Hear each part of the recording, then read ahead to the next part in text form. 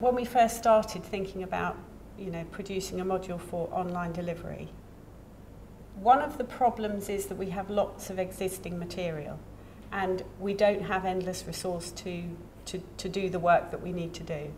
So I think that there were certain compromises made in the previous modules that were being done. So the 111 module is a module that's produced from scratch.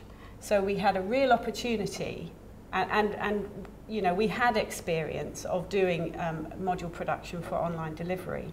So we've been learning as we've been going along.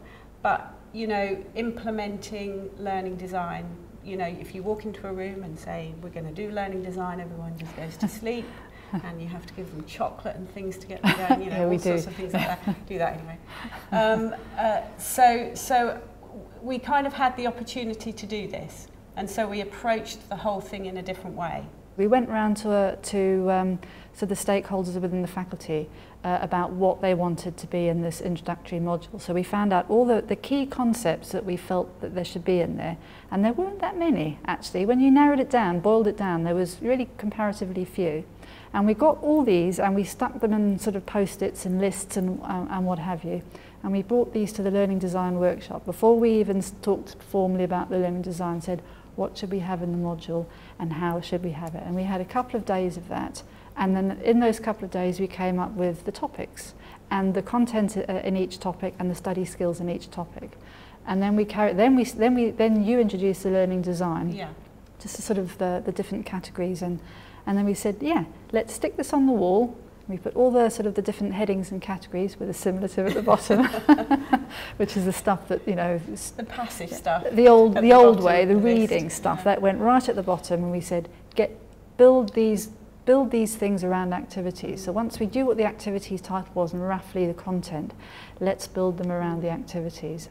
And early on, what we did was we got all the academics to actually write their D0, so they actually write the full plans for each of their topics, and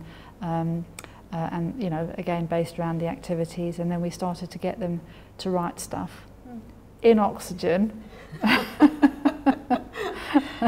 Yes, big triumph. That was really quite a major triumph. Yeah, it was really scary. So we actually got the academics not to write in Word anymore, to actually write in structured content in Oxygen, and then this was rendered the next day, so they can they could see what their material actually looked like on the VLE. Because if they write it in Word, they're really writing for print. Whereas if you write in Oxygen and you can render it, and you can see straight away what it looks like on the website. And that's absolutely crucial, because it's a completely different way of thinking about, what you're actually producing. And we thought, well, let's do this totally differently. Let's hand over the activities first and worry about the text later, because if we do that, we can genuinely build the module around the activities.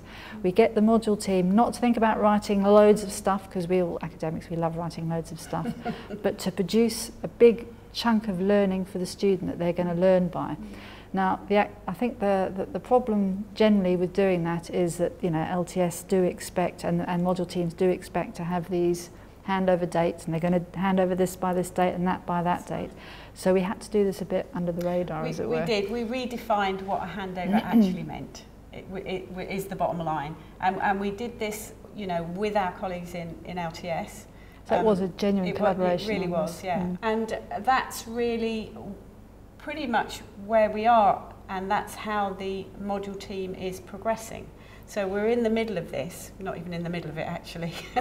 So it's all in progress, but they have adopted that approach. There's going to be hiccups, we know that, but just the way the module team and LTS have approached it, and the fact that they're working in a genuine spirit of collaboration and partnership is, I don't know, I find that really very positive. I still think there's a way to go. Yeah, we do still have to work the system, and I think that what we need to be liberated from the system, actually.